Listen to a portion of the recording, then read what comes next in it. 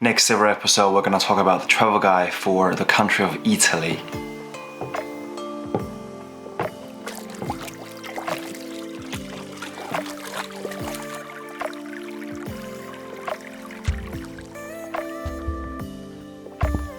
Italy was once the capital of the whole world during the Roman Empire and also the birthplace of the Renaissance, which we witnessed so many great artists was born and made masterpieces in this country. Italy has more World Heritage Sites than the rest of the world combined. I spent more time doing the research for Italy than I did to any of the other countries so far. I believe that Italy's got so much to offer to the travelers, and I cannot wait to go to Italy one day. So the silver episode, I'm gonna divide it into the experience, what to see, food and drink, and then the last episode I'm gonna talk about the traffic, weather season, and the cost when traveling in Italy. If you are traveling to Venice, you could probably end up going to a gondola, which is gonna cost you 80 euro. If you wanna get a local experience, you could try the water bus, which is only gonna cost 7.5 euro, and that'll give you an authentic Venice experience. When talking about Venice, the first thing you probably think about is the Venice Carnival. It is when everybody gathering in the St. Mark's squares, wearing mask,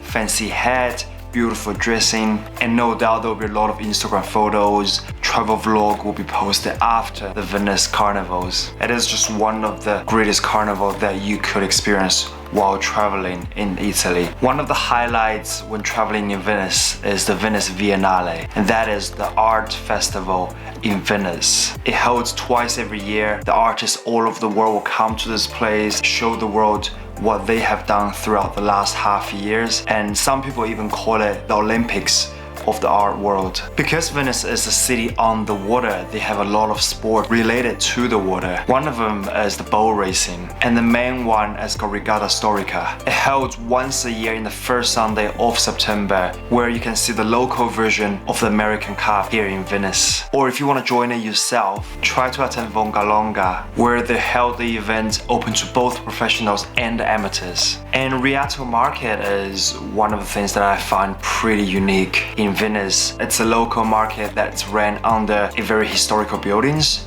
where you can find the local seafood, fish, veggies and fruits. It is very famous for the tourists. There must be a reason for it. If you're in Venice, you have to go check it out. Football culture has a long life in the whole Europe. Italians especially take pride of their football cultures. Every Italian football star were treated as the hero of the whole nation. They have so many football clubs, not only in the top professional league Serie A, but also in the many of the lower leagues. Football could be the topic in the beginning, middle, or the end of any conversation that you had with any Italians. And the way to enjoy football is easy. Just go to watch any local games every Sunday. It doesn't have to be Serie A, but if you get a privilege, go check out the European Champions League, where you get the most experience out of the game. There's another sport that is not as popular as football worldwide, but it's pretty popular among the locals, and it's Palio, which is horse racing. Twice every year in July and August, there will be a Palio event where 10 of the riders and the horses will attend this event. Each of them represents one of the 17 countries. Riding a bareback horse with a fancy and authentic dressing, it is one of sports that drive Italian crazy.